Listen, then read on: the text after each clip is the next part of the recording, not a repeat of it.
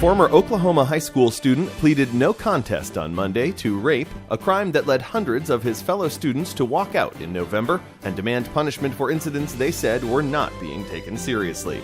Tristan Killman-Hardin, 18, was sentenced to 10 years in prison, with 8 years of the sentence suspended. He pleaded no contest to raping a 16-year-old girl who had passed out in his car when he was giving her a ride home on September 19th. Court documents say Killman-Hardin raped her while she was unconscious and also videotaped the crime.